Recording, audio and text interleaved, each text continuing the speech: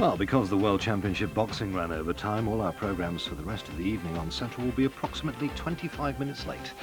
Now it's the news. Good evening. This is the ITN News and Sport.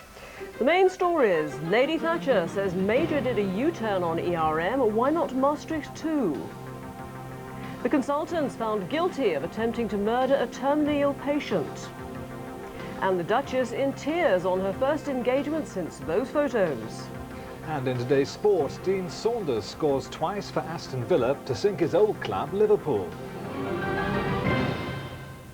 The former Prime Minister, Lady Thatcher, has called on the government to follow its U-turn on the exchange rate mechanism with another U-turn on Maastricht.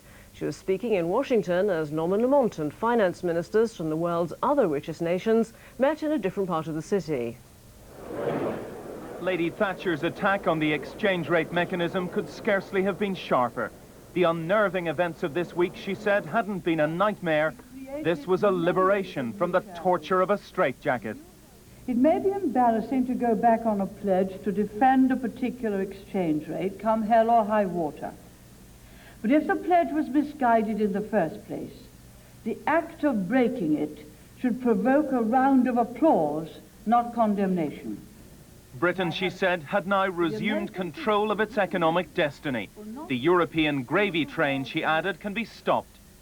It's high time to make as complete a reversal of policy on Maastricht as has been done on the ERM. A rallying cry for her supporters, but a bandage here too for Norman Lamont, under fire for blaming this week's collapse on the Germans. Lady Thatcher offered advice to Chancellor Helmut Kohl.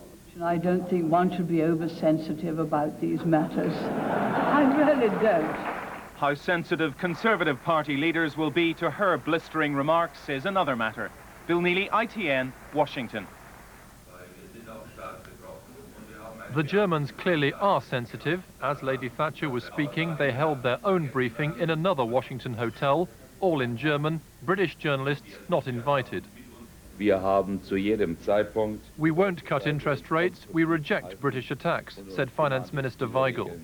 The ERM will not collapse, said Bundesbank President Schlesinger. Chancellor, what will you be telling the Germans tonight? Despite the sarcastic smile, Mr. Lamont ducked the opportunity to answer back. Very important meeting, very much looking forward to it. A lot to discuss about the world economy, and certainly necessary that we see very good and effective cooperation within the G7, and that goes for Europe too. He was probably more outspoken once inside today's meeting of the group of 7 finance ministers, though the German delegation in one corner was placed well away from the Chancellor in the other. British officials are trying to play down talk of a row. We're told that the Governor of the Bank of England and the President of the Bundesbank had a friendly chat in the garden here before lunch. But it's hard to imagine this meeting doing anything more than papering over the cracks in relations between Britain and Germany. Hugh Pym, ITN, Washington. 2 new opinion polls suggest the French will say yes to Maastricht in tomorrow's referendum. A Mori poll in the Sunday Times indicates an 8-point majority in favour, and an ICM poll in the Sunday Express shows an even bigger margin of 10%. Just hours before the polls open, and the No campaigner Charles Pasqua was still on the hustings in Paris, hoping to persuade undecided voters to reject Maastricht. Not everyone here takes the campaign so seriously. A nightly puppet show ridicules him as a latter-day Napoleon, and President Mitterrand as a manic hospital patient. On the eve of the poll, a quarter of the electorate are still making up their minds about which way to vote. The uncertainty reflected in today's newspapers. In one, the former British Prime Minister, Lady Thatcher, urges them to say no. But in Paris today, the mood seemed to be edging towards a yes. A no vote would be a shattering blow to President Mitterrand and all those who share his vision of France's future. But it's doubtful now whether even a narrow yes vote can do much to end the present crisis over European integration. Libby Wiener, ITN, Paris. The Duchess of York broke down and wept today as she attended her first public engagement since newspapers published intimate holiday photographs of her with the American businessman John Bryan. She was speaking in Birmingham. The Duchess has made it clear throughout the past months that she will continue to work for the Motor Neurone Disease Association, and the charity says it will stand by her in her time of adversity. Motor neurone disease is a fatal muscle-wasting affliction which slowly paralyses the body but leaves the mind unaffected and fully aware of the degeneration. The Duchess lost a close friend to the disease 4 years ago, and since then she has befriended countless sufferers and their carers, mainly on private visits. She confessed that she finds inspiration in the determination and dedication of those around her today. I have got to get myself together and go on and on and on until eventually, once and for all, we find a cure for motor neuron disease. She was choking back tears as she finished her speech. It was 2 years ago I made a promise that I would be your voice. And here I am today, your voice. I will continue to honour that promise for as long as you wished me to. Thank you. And as the charity confirmed its wholehearted appreciation of her work, she couldn't hold back the tears. Continue her work for MNDA. Today's meeting, today's visit. She told the audience she felt she was among friends. Anne Lucas, ITN, Birmingham. A hospital consultant has been found guilty of attempting to murder a terminally ill patient with a lethal injection. Members of the jury wept today as they returned their majority verdict on Dr. Nigel Cox. 8 days after the start of this highly unusual trial, consultant Nigel Cox left court clearly shocked by today's verdict. I would be grateful if you would respect my privacy and leave me alone. Thank you very much. The jury had deliberated for over 8 hours. As their foreman announced the verdict with a majority of 11 to 1, Dr. Cox's relatives in the public gallery gasped, and at least 3 jury members wept openly. Granting unconditional bail, the judge, Mr. Justice Ognall, said that in view of the exceptional circumstances, he would not be imposing an immediate custodial sentence. The case had centred on events surrounding the death of pensioner Lillian Boys at the Royal Hampshire County Hospital. Dr. Cox had been caring for her since 1978. His defence claimed a final injection of the drug, potassium chloride, had been intended to ease her suffering. The jury decided its primary purpose was to kill her. It was clear all along that Dr. Cox believed he was acting for the best motives, and he now finds himself in an extremely tragic position. Pro-euthanasia groups deny the case as a setback to their cause. I think that this will be regarded in the years to come as a watershed case. The Cox case, the Nigel Cox case, I think will be quoted in years to come, because there really must be now a change in the law. Dr. Cox will reappear for sentencing on Monday morning. Robert Hall, ITN, at Winchester Crown Court.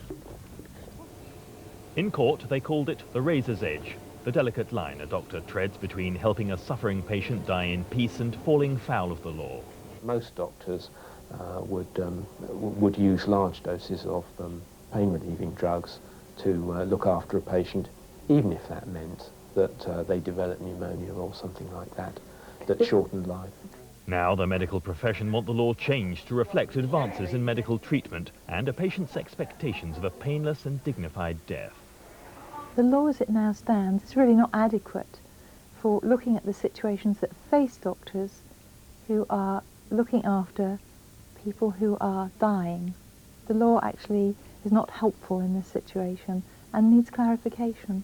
Contracts signed in advance by a dying patient agreeing his final treatment will help, but doctors say new laws are needed. The doctor's dilemma is not new.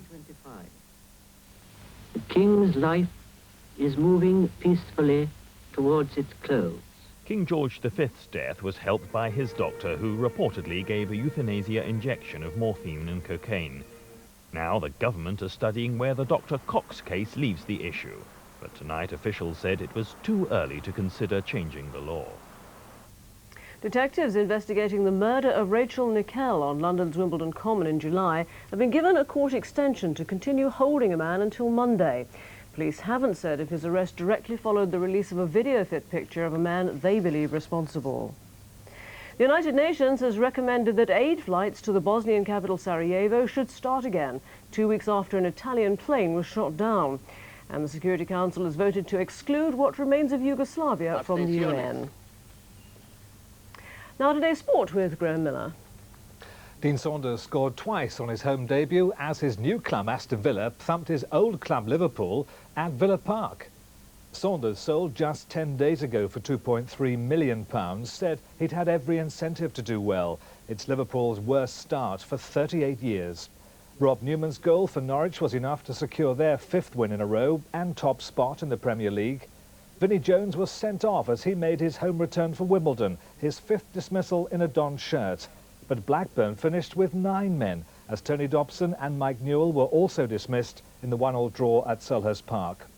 So Norwich have now opened up a 4-point lead in the Premier League over Blackburn and Coventry, who play on Monday.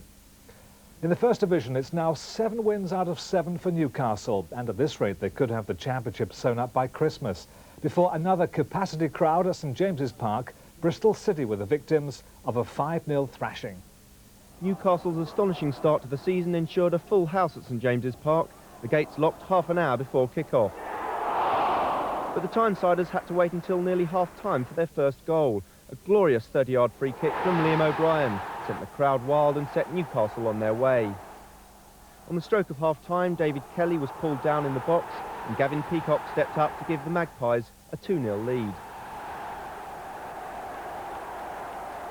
After the break, the rout continued. Franz Carr hit a third with a finely judged chip. A few minutes later, a struggling City defence gave away another penalty, and Peacock again stepped up to convert it. But Newcastle weren't content to sit back. The barrage on the City goal continued. Kevin Brock rounded off the scoring to make it 5-0 and 7 wins out of 7. After the match, manager Kevin Keegan praised his team and said he could see no end to their winning run. Rangers beat Hearts to stay top of the Scottish Premier Division tonight. Ally McCoist maintained his prolific scoring record in a 2-0 victory. 2 goals from Celtic's Gerry Craney helped them fight back from 4-2 down to win 5-4 at Falkirk. So Celtic move into 2nd place ahead of Hearts. Dundee United lost to rivals Dundee 1-0. Rangers, of course, top. Steve Cawthon guided the favourite Mashala to victory in a thrilling finish to the Irish St Ledger at the Carra. It was Cawthon's first success in the Irish Classic.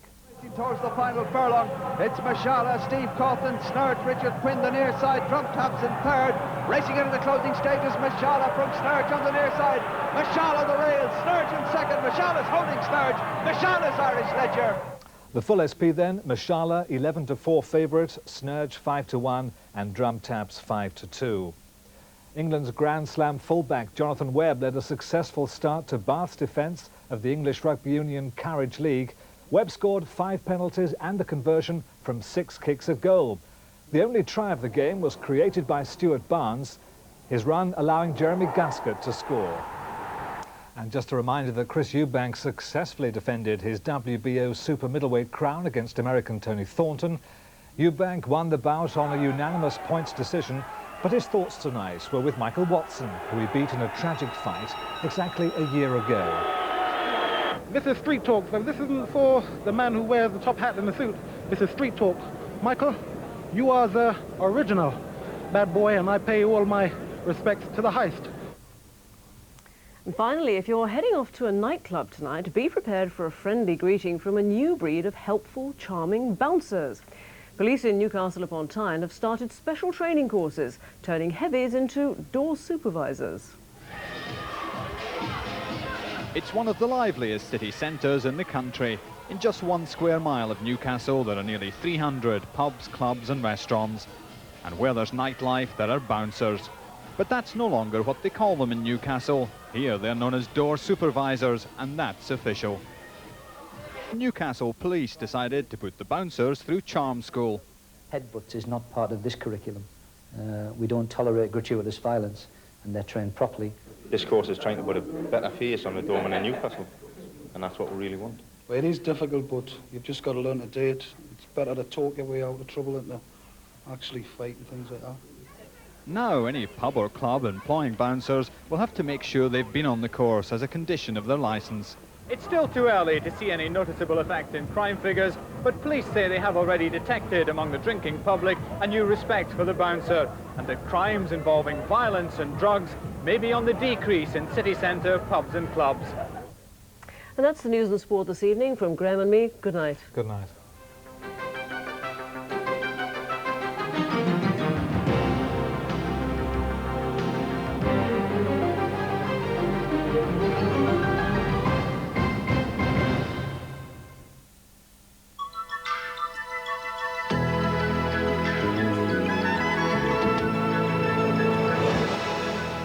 Hello there. Well, we've got a weak weather front working its way in across the western parts of the country tonight. So tomorrow morning, there it is, affecting that more western side of the country. Then I think as we go towards tea time, we're going to find it just nudging across to just be affecting the southeast by latter part of the day. But then also we've got another weather system coming in across Ireland later on during the evening.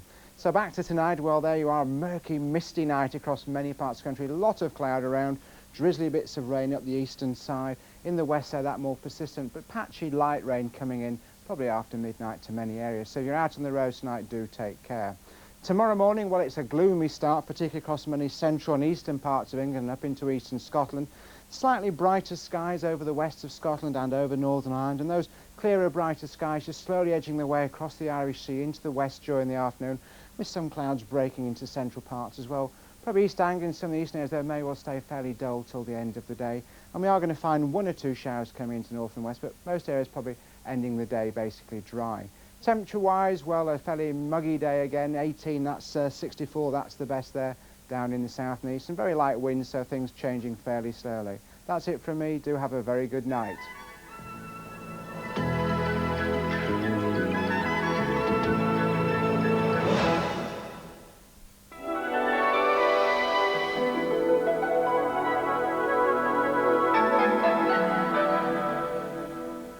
Central weather in a little bit more detail.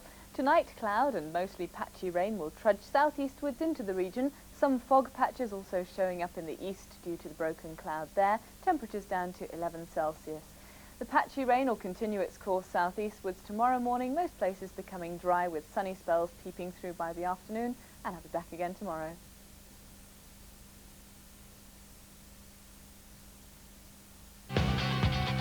He's on the trail of a drug-smuggling ring and nothing's going to stop him.